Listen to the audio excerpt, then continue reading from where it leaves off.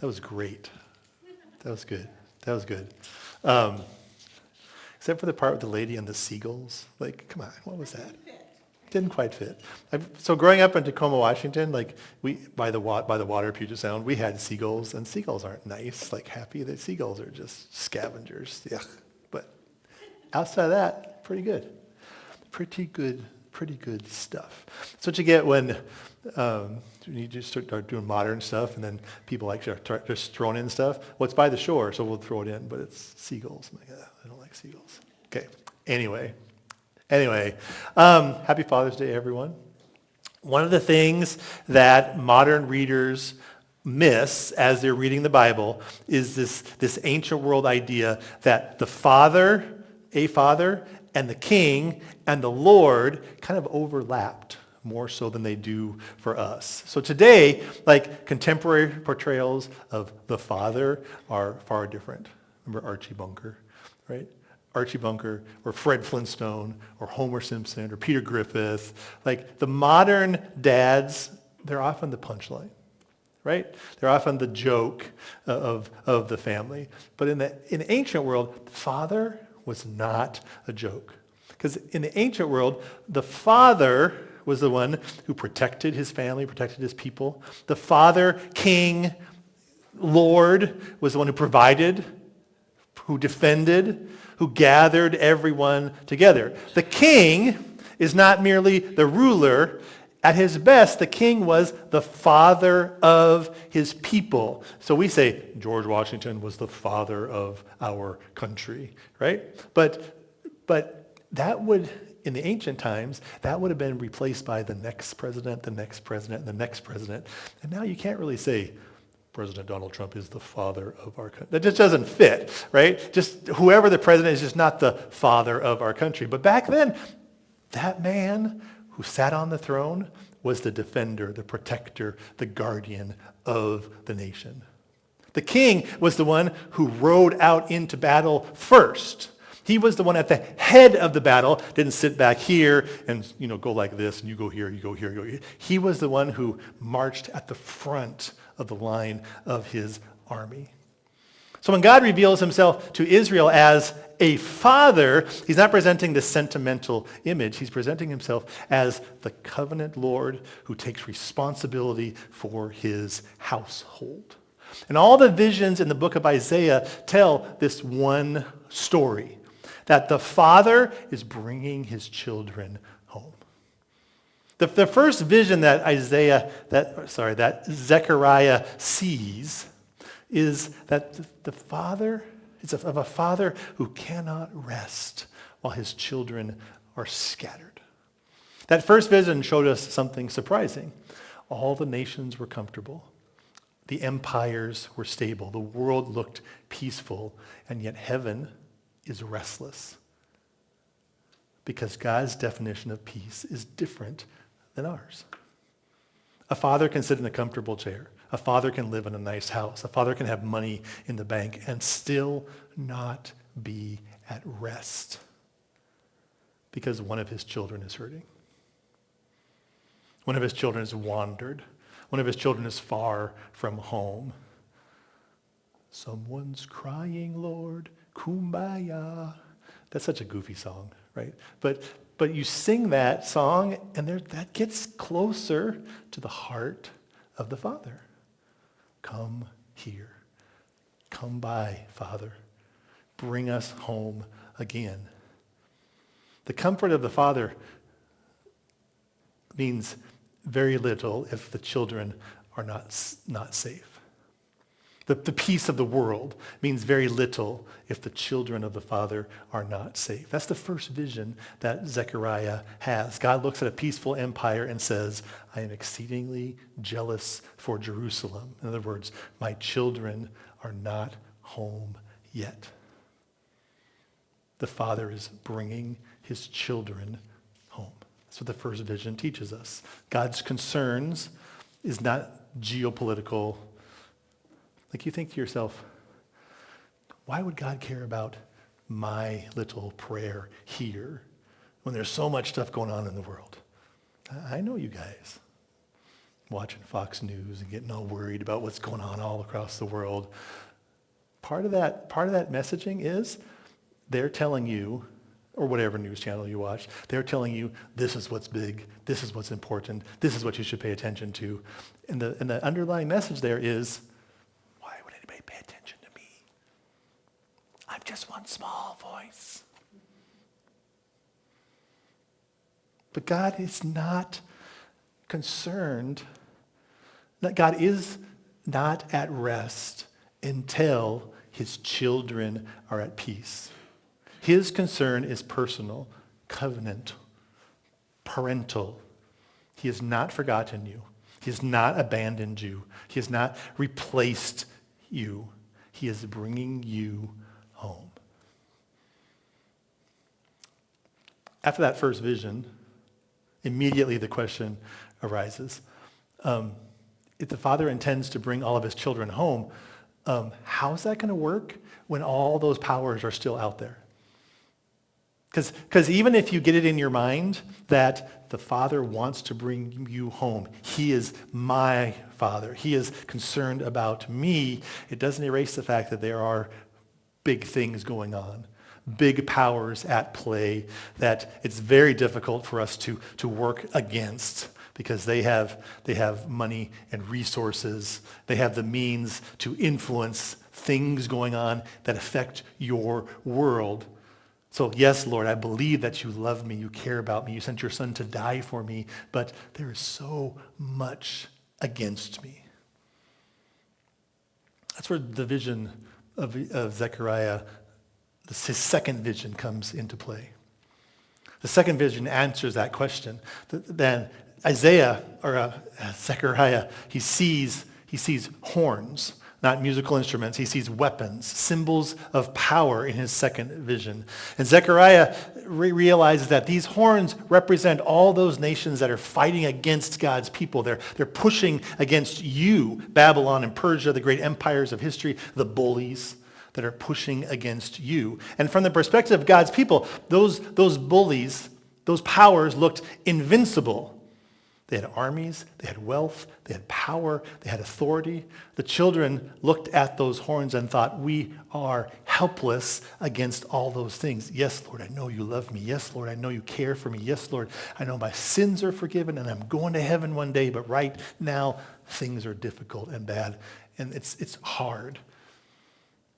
And God shows Zechariah something unexpected. Against all of these powers, out come craftsmen, builders, workers. Not warriors, not kings, builders. And somehow these craftsmen, they terrify the horns. They frighten them and they push them away. It's a weird vision. Powerful creatures, powerful horns, powerful nations, powerful empires are frightened away by craftsmen, builders, carpenters, bricklayers. Because God wants Zechariah, God wants you to understand something about this. The powers that frighten you, the things that cause you to be afraid, the things that look permanent to you are temporary to God. The things that seem unstoppable to you are tools in God's hands. A child will often overestimate a bully. And good fathers, see the situation differently. Lincoln told me when he was in like 4th grade or 5th grade, some kids they would push him and bug him in line, one kid. And I said to Lincoln, well, why don't you turn around and just punch him in the nose? And Lincoln's like, what? Dad, I can't do that. I would get in trouble. I said, you might, right? You might get in trouble for doing that. But you have to make a decision on what to do about that bully. Because from his perspective, it's like there's the bully, and then there's all the powers that be that will get him in trouble if he punches someone in the nose. The teacher might be mad at him. The school might be mad at him. And I'm like, Lincoln, if all that happens and you get in trouble and they call you into the principal's office, I will be there too. And I'll say, the kid was bugging you. He turned around and punched him in the nose, and now it's done. Lincoln's you're not a violent person. You're not a kid who regularly picks fights. The situation is over. The father, okay, that may not be good advice for all kids, right? Just so you know. But the father always has a different perspective than the child has, right? The child sees everything is against him and the whole world is coming after him. But the father is stronger than the bullies who scattered his children. The horns are real, right? The pressures and the fears and the anxieties of the world are real, but they're not ultimate. The Father, our Father, is bringing his children home. Which leads us naturally to the next question. Where is he bringing us? What is the Father building in us? 4 weeks ago, we looked at the third vision. And it was a vision of a man with a measuring line. Zechariah has this dream. He sees a man coming, and he's going to measure Jerusalem because he's about to rebuild the walls, set up some places for everybody to live, measure things out. He's about to do some surveying to make sure the foundation is good and rebuild the walls, trying to determine its borders, trying to determine its limits, trying to determine where it goes. In the middle of this man measuring the walls, God interrupts him. Because the city that God is building is going to be too large for walls. God himself is going to be the protection around the city, not the walls. God himself will be the glory of the city of Jerusalem, not the walls. God himself will dwell among his people. The Father is not merely rebuilding the city, not rebuilding Zion. The Father is building a home, a house. This week I read about this house just outside of Harrisburg. John and Joe, my brother-in-law John, he was here a couple of weeks ago. They're looking for a house. They found one down in Kansas. So for those of you who are praying, they found a house in Kansas. They're going to close on the 5th of July, and then he's going to be deployed to Europe. So that's settled on his end. So I've been just looking around and seeing, hey, what else is out there, right? And I found a house outside of Harrisburg. It's like a mile and a half from where I live. $3 million, 7 bedrooms, 10 bathrooms, nearly 7,500 square feet. It's got a separate mother-in-law suite. I'm like, oh, Crystal's mom and dad are getting a little bit older. They can come and live with us. It's got a pool. It's got waterfalls in the background with water slides. It's got a shooting range, a storm shelter, and an 8-stall garage. Everything you could possibly imagine. So I read this listing and I thought, who needs this much house, right?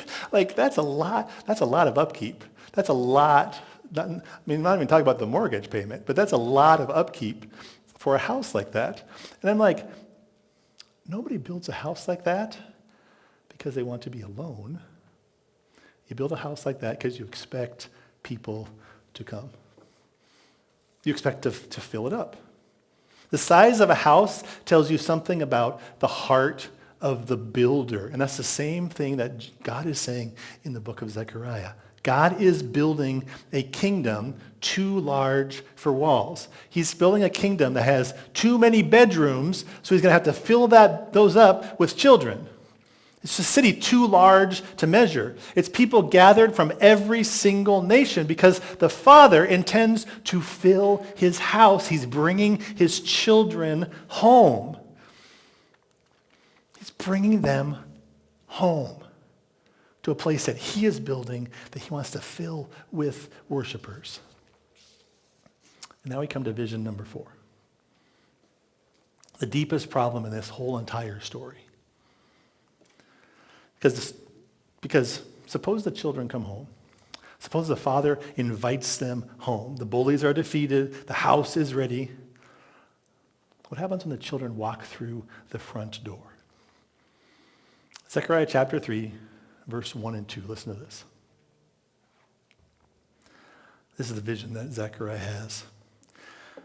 Then the angel showed me Joshua, the high priest, standing before the angel of the Lord, and Satan standing on his right side to accuse him. The Lord said to Satan, "The Lord rebuke you, Satan. The Lord who has chosen Jerusalem rebuke you. Is not this man a burning stick snatched from the fire?" At first glance, this looks a little strange. Joshua, the high priest, is standing before the angel of the Lord. Satan is there, the accuser. Notice what happens. The first vision deals with the nations. The second vision deals with empires. The third vision deals with the city. Everything narrows down to this one man, one priest, one courtroom, one accusation. Because finally Zechariah is exposing the deepest problem, the greatest threat to God's people. It's never Babylon. The greatest threat to God's people was never Persia, was never the horns. The greatest threat is the sin of the people. Look at this detail that Zechariah adds. Joshua is wearing filthy garments. 3 verse 3. Joshua was dressed in filthy clothes as he stood before the angel. The angel said to those who were standing before him, "Take off his filthy clothes." The Hebrew language here is graphic. It's disgusting, defiled. He's got contaminated clothes. I do lavatory service on the airplanes at work. Right? And sometimes the hookup there doesn't always hook up exactly right. And it hasn't happened to me, but other of my fellow coworkers have been working on the airplane, and that hookup has not gone through the tube. It's gone out all over everything. That's what we're talking about. Joshua has come to the front door. The priest who should be holy is now unclean, stained. And Satan is right there, pointing it out. Satan's accusation has force behind it. We're not going to write this off. Satan's accusation has force because Joshua really is filthy. Israel really did sin. The exile really did happen. People really are guilty. It's not a courtroom that's built on lies. It's not a courtroom where we sweep everything under the rug. But his courtroom is built on your guilt. There's guilt. Imagine a courtroom drama. The prosecutor stands up, the evidence is presented, the exhibit A, exhibit B, exhibit C are introduced, witnesses testify. Every piece of evidence points in the same direction. Guilty. Guilty. Guilty. Joshua has no defense. Guilty. No argument, no excuse, no speech, no nothing. And he's standing at the front door of the home that the Lord has built. And God speaks.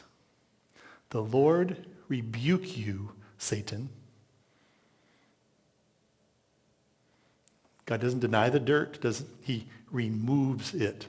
Take off those filthy clothes that he's wearing. Take the filthy garments off, put clean garments on him. A clean turban is placed on Joshua's head. The guilty man is restored. The unclean priest is welcomed. The exile is reversed, and they're welcomed back. They're not pushed out, they're welcomed in. Verse 4, the angel said to those who were standing before him, "Take off his filthy clothes." Then he said to Joshua, "See, I have taken away your sin, and I will put fine garments on you." Then they said, "Put a clean turban on his head." So they put a clean turban on his head and clothed him while the angel of the Lord stood by. Some of you might remember the TV show Extreme Makeover. The family would stand in front of a broken down house. The construction crew would arrive, and then everything would be rebuilt. And the family would return, and they'd have a big bus parked in front of the house. Remember this? Big bus parked in the front of the house, and the whole crowd would be there ready to go. They'd be like, "Move that bus, move that." And then the bus would go, and there's their beautiful, beautiful house. Restored. New floors, new walls, new furniture, a new life is now yours. Zechariah's vision is even better. right? God isn't just renovating a house, they're renovating a person. He's not just replacing drywall, he's removing guilt, removing shame, removing condemnation. The Father is bringing his children home. And when they arrive, the accuser is waiting there, waiting for Joshua, waiting for every believer, pointing and accusing, reminding and condemning and whispering, shouting, look at what you've done. Look at what you've become. Look at your failures. Look at your sins. And often enough, there's just enough truth there to hurt, right? There's just enough truth there to make us go, yeah, you're right. Joshua really was filthy. The accuser gets a hearing. The accuser gets to shout at him, but he does not get the final verdict.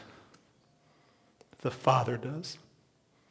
And the Father's verdict over you speaks louder than the accuser that's condemning you. The vision ends by pointing well beyond Joshua.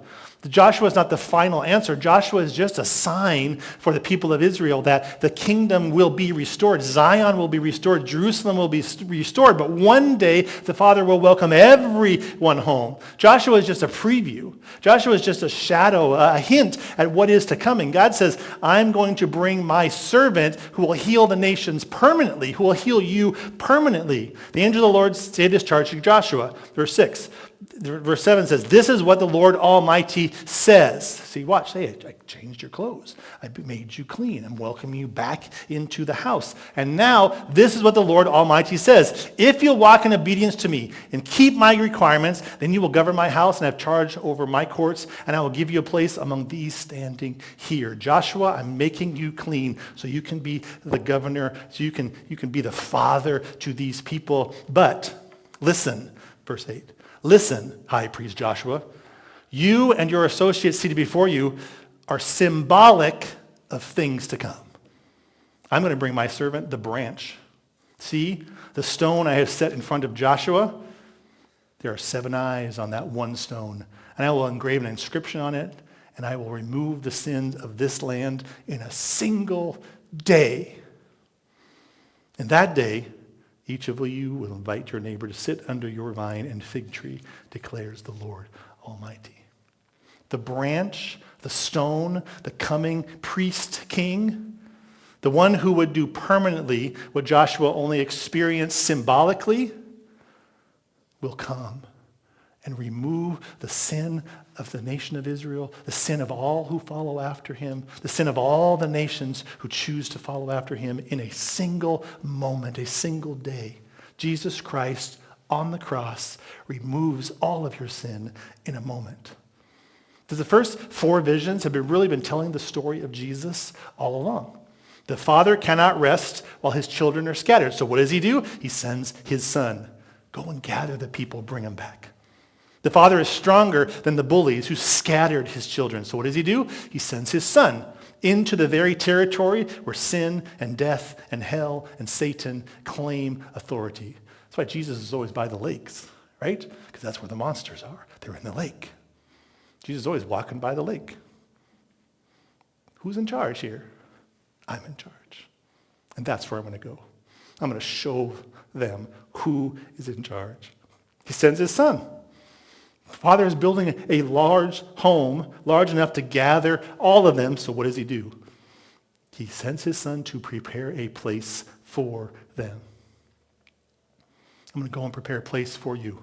And where I go, where I am, you can be with me. And if I go, I'm going to come back. I'm going to bring you to them. That's John 14. John chapter 14. See the pattern? The Father is bringing his children home. And he's willing to go farther than anyone could imagine to accomplish that.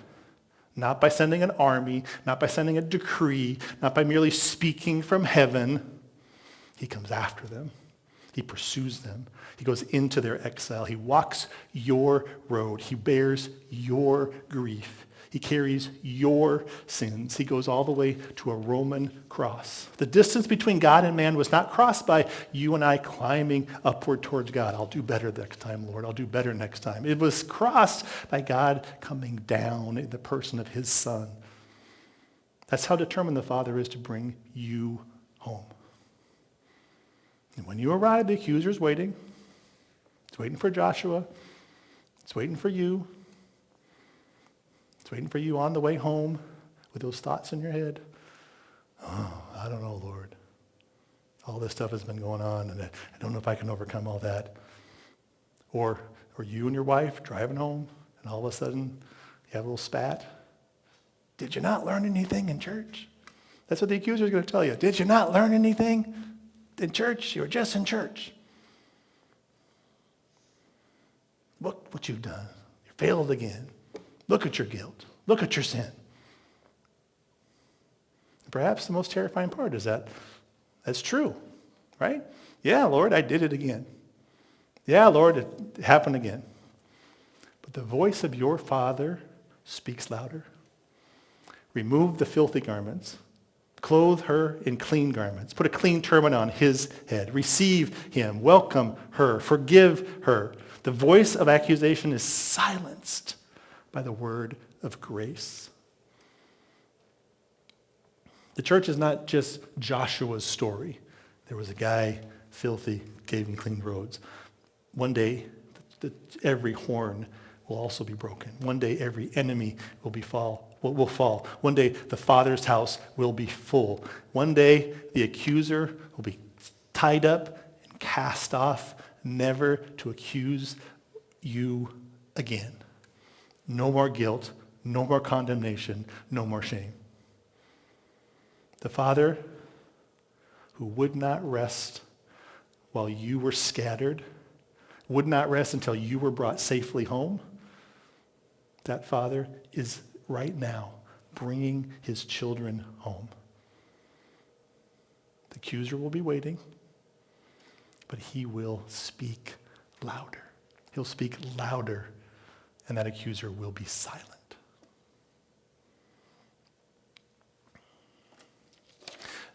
Our closing hymn is Count Your Blessings.